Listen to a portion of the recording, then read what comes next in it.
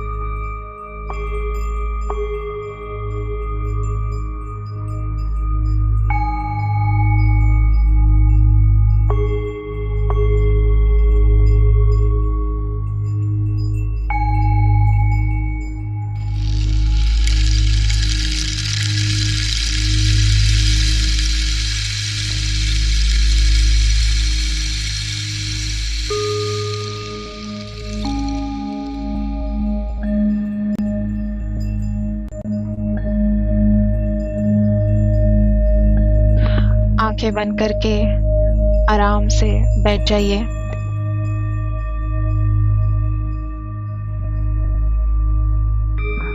अपनी सांसों पे ध्यान दें।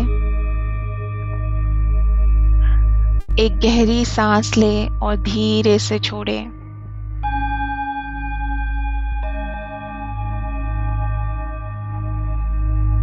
धीरे धीरे और गहराई से सांस लेते रहें।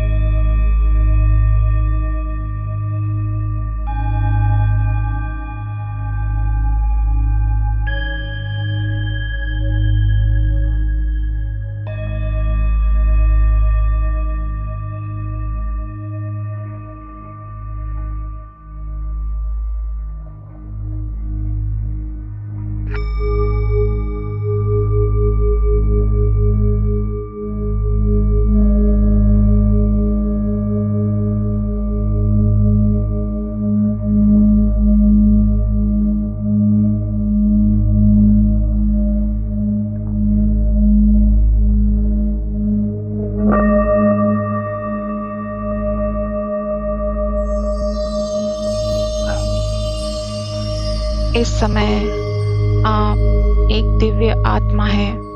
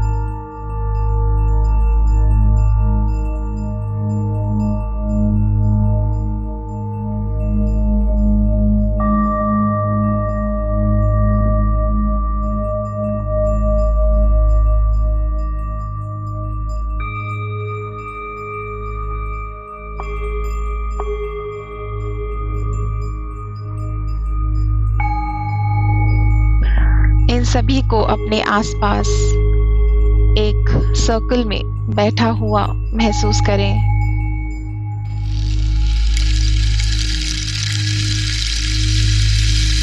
और देखें कि एक गोल्डन प्रकाश इन सभी से आपके शरीर में प्रवेश कर रहा है।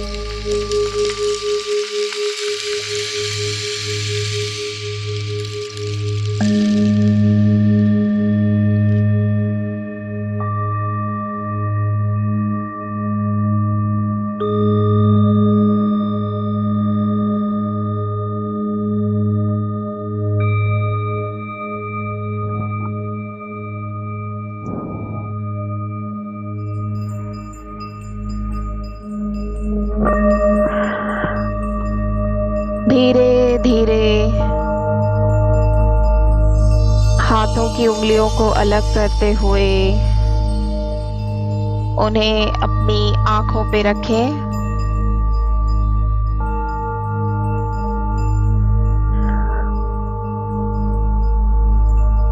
5, 4, 3, 2,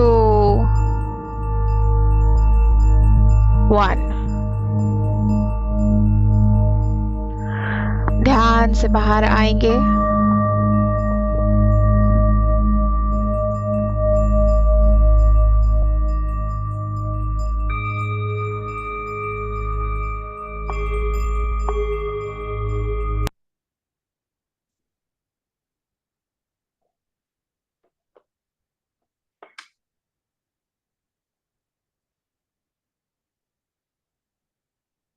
thank you Priyanka. Thank you Priyanka.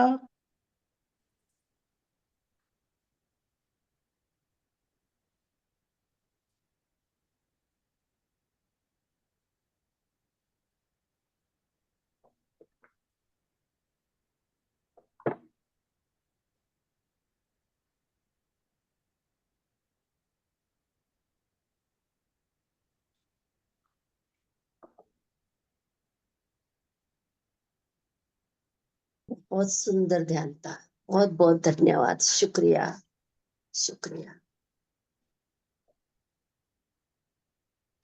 Thank you Priyanka, thank you. बहुत सुंदर ध्यान था, बहुत गहरे में चले गए।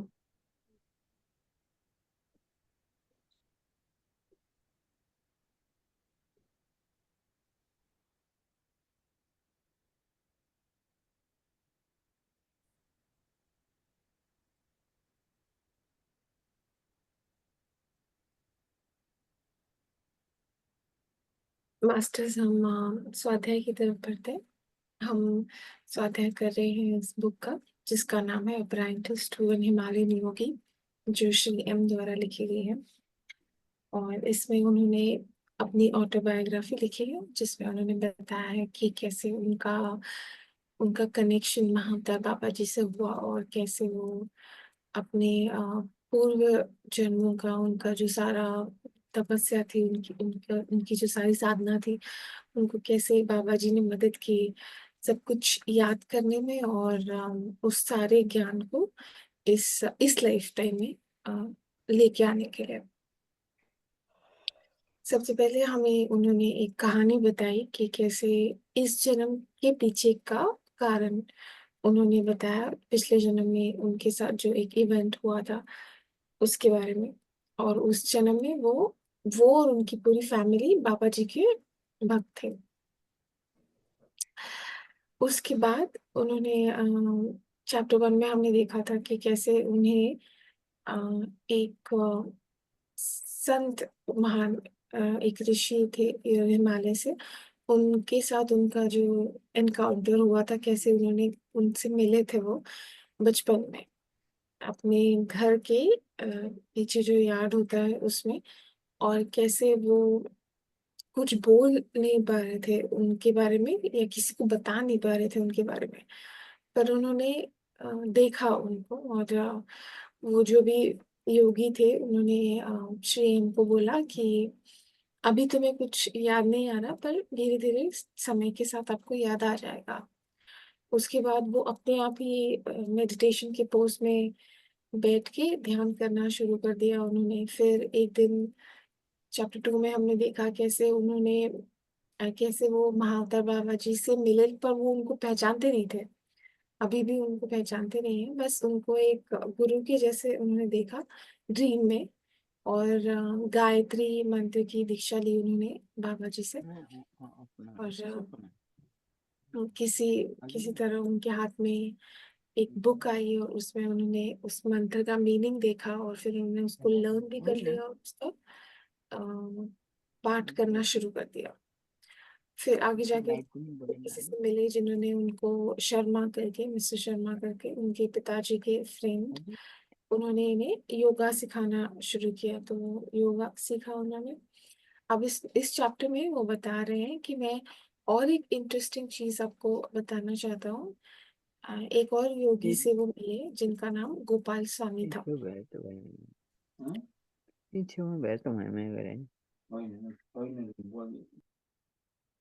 तो वो कहते हैं कि मैं आपको बताता हूँ अभी कि कैसे मैं उनसे मिला। वो 5th स्टैंडर्ड में थे, और जो पहले स्कूल में वो पढ़ रहे थे वो सिर्फ 5th तक ही था। अब आगे के लिए उनको बॉय सबको एक नए स्कूल में, मॉडल हाई स्कूल करके एक स्कूल था उनके घर के पास, तो वहाँ पे वो उन्होंने एडमिशन लिया। और वो भी गवर्नमेंट ने टेक ओवर कर लिया था। पहले प्राइवेट था और बाद में गवर्नमेंट ने टेक ओवर कर लिया इंडिपेंडेंस के बाद। और वो कह रहे थे कि थोड़ा सा दूर था उनके घर से, तो बहुत सारा बड़ा ग्रुप था लड़कों का, और वो सिर्फ बॉय स्कूल था। तो वो सब एक साथ जाते थे स्कूल और वापस आते थे। तो उनकी ये वॉक जो वो करते थे उसमें उनको 2 भाई मिले जो तमिलनाडु से थे, पर वो लोग केरला में शिफ्ट हो गए थे। और वो जो उनके पिता थे, अनंत नारायण पिल्ले करके उनका नाम था, वो पुलिस डिपार्टमेंट से रिटायर होके अभी घर पे है। और ये दोनों भाई वहाँ पे ही रहते थे और इनके साथ स्कूल जाते थे। दोनों के बारे में उन्होंने थोड़ा सा मेंशन किया है यहाँ पे कि बड़ा वाला जो था वो न्यूरो सर्जन बना आगे जाके, और जो छोटे वाले भाई थे वो उन्होंने इंजीनियरिंग किया। तो वो कह रहे हैं कि जहाँ पे इनके घर में इलेक्ट्रिसिटी भी नहीं होती थी, वो लोग अपना होमवर्क केरोसिन लैम्प्स के नीचे बैठ के करते थे। फिर भी इतना डेडिकेशन था उनको और इतना कुछ उन्होंने अचीव किया।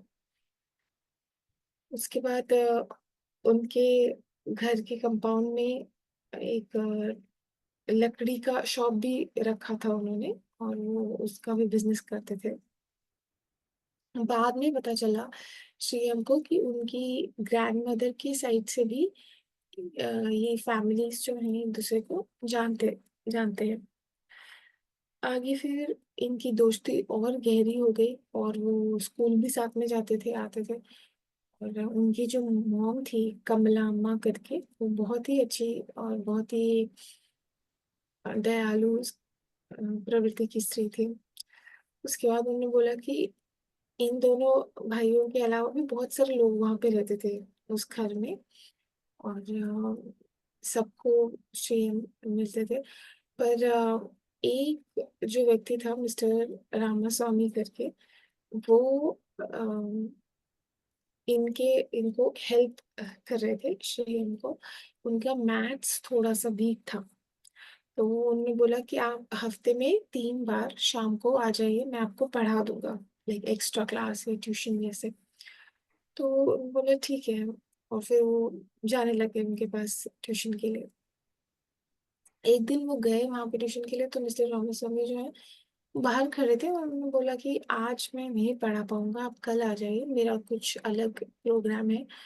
पर और शेम कह रहे हैं कि हाँ ठीक है, कुछ अंदर चल रहा था, मुझे आवाज आ रही थी बाहर से, और मुझे अगरबत्ती की खुशबू आ रही थी।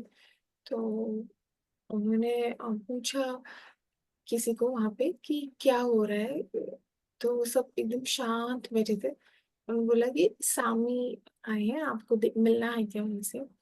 तो सामी जो ये शब्द है श्रीयम कह रहे हैं, वो ब्राह्मण्स के लिए यूज होता है।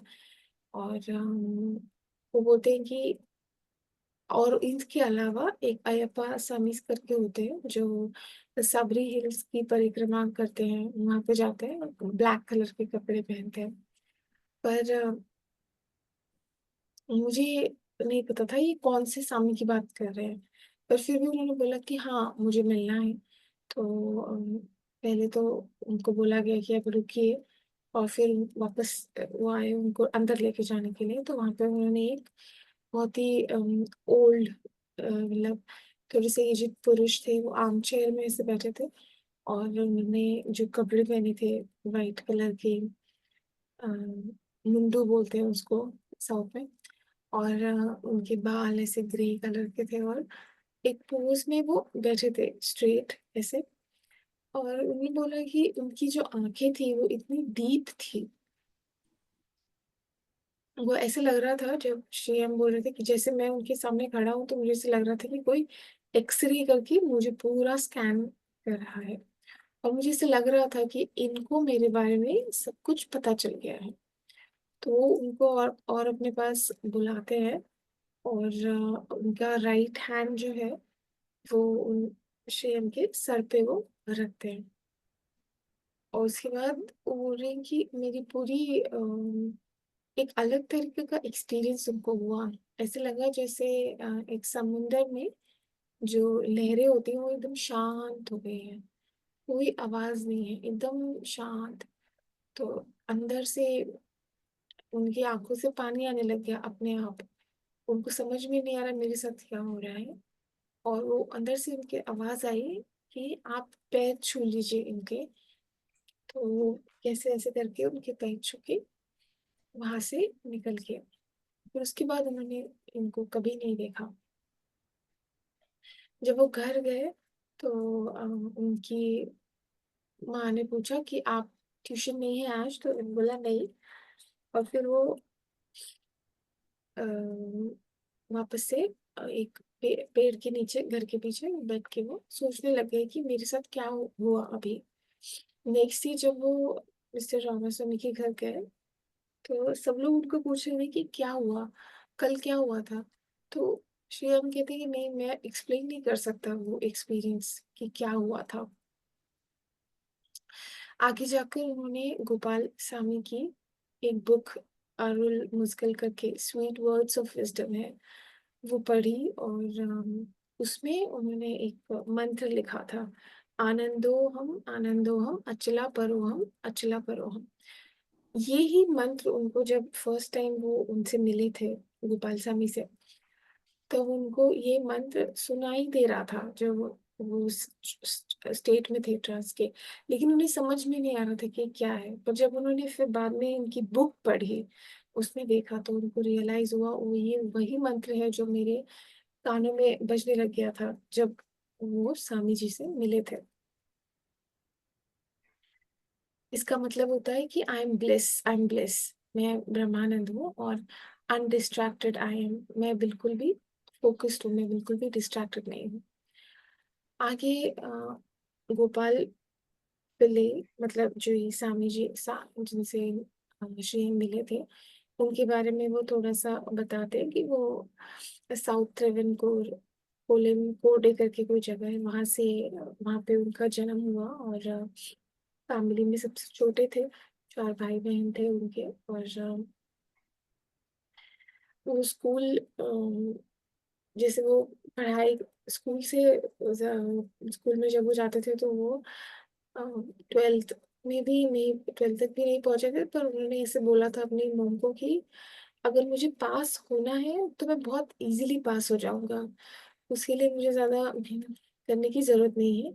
लेकिन मैंने ऐसा डिसाइड किया है कि मैं पैसों के लिए, प्रॉफिट के लिए काम नहीं करूंगा, कोई है जो मेरा ध्यान रख लेगा। और उसके बाद उन्होंने स्कूल जाना बंद कर दिया, उसके बाद वो गए ही नहीं। फिर वो दूसरी अलग अलग जगहों पे, तीर्थ स्थलों पे जाया करते थे बचपन से ही। बाद में वो एक दिन मथुरा करके एक वहाँ पे जगह है साउथ में, वहाँ वो उनकी फेवरेट जगह थी। और उनके एक बहुत क्लोज फ्रेंड थे, ईवी पिल्ले करके। तो उस उनके साथ वो वेदांता के बारे में बात करते थे। और वीर आसना पोस्चर में बैठ के ध्यान करते थे अलग अलग जगहों पे जाके। और वो उनका ये था कि वो आंख खोल कर ट्रांस में चले जाते थे ध्यान करते हुए, तो उन्हें आंखें बंद करने की जरूरत नहीं थी। फिर एक दिन ऐसे अपने फ्रेंड के साथ वो कहीं पे थे, तो उनको कोई एक एजेड आदमी, गुरु मिले, और वो लोग बातें करने लगे। बाद में फिर काफी सालों के बाद गोपाल पिले, वहाँ उस टाइम तक उनको सब लोग गोपाला स्वामी करके बुलाते थे। तो उन्होंने अपना एक छोटा सा स्पिरिचुअल ग्रुप, स्मॉल सर्कल शुरू किया।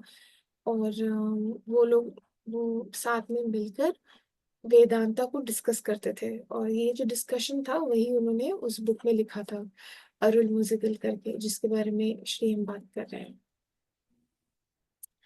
दूसरा एक इवेंट उनकी लाइफ में ये डिस्क्राइब किया है उन्होंने, श्री ने, कि समाधि तो मतलब एक रामदास स्वामी थे, गुरु ऑफ जलंधर योगी हरिहर ब्रह्म शास्त्री, और उन्होंने जीवा समाधि ली थी। तो वो मेडिटेशन करते करते वॉलंटरीली समाधि में चले गए। उन्होंने अपने शिष्यों को बोला था कि आप इस जगह को बंद कर देना करके। तो वहां पे उनकी जो वो जगह थी समाधि, वहां पे गोपाल स्वामी ने पूजा की थी, और उन्होंने बोला था कि अब ये मेरी लास्ट विजिट है यहाँ पे। और उसके बाद उन्होंने कुछ सालों के बाद उनको कुछ मेडिकल प्रॉब्लम हुआ, तो उन्होंने बोला कि सबने उनको फोर्स किया कि आप सर्जरी करा लीजिए, लेकिन उन्होंने बोला नहीं, अगर सर्जरी होगी तो 2 बार करनी पड़ेगी। और वैसे ही हुआ फर्स्ट टाइम उनका, बट सेकेंड सर्जरी जब करने गए तो उन्होंने अपनी इच्छा से अपनी उनकी सोल बॉडी से निकल गई। तो ये गोपाला स्वामी जी के का थोड़ा सा बैकग्राउंड दिया है श्रीएम ने, और कैसे उनसे मिलने के बाद उनके लाइफ में क्या चेंजेस आए, या क्या उन्होंने फर्स्ट टाइम जब उनको देखा तो क्या एक्सपीरियंस उनको आया, वो हमने आज देखा। आगे और देखते हैं हम, आगे भी ये स्टोरी कैसे है बढ़ती है वो हम आगे देखेंगे। तो थैंक यू मास्टर्स। कोई क्वेश्चन है किसी को, अगर कुछ समझ में नहीं आया स्टोरी में अभी तक, तो आप पूछ सकते हैं। ठीक है प्रियंका, अभी और आगे चलेगी। आप इतने सरल शब्दों में बता देते हो कि क्वेश्चन तो कुछ भी नहीं होता। Solve clear. जी जी, अनम्यूट कर दीजिए। और मंजू जी कुछ बोलना चाह रही है। Thank you Priyanka. मैं यही कह रही थी कि कुछ क्वेश्चन करने के लिए तो नहीं रहता, बस एंजाइटी ही और बढ़ जाती है कि अब आगे क्या हुआ।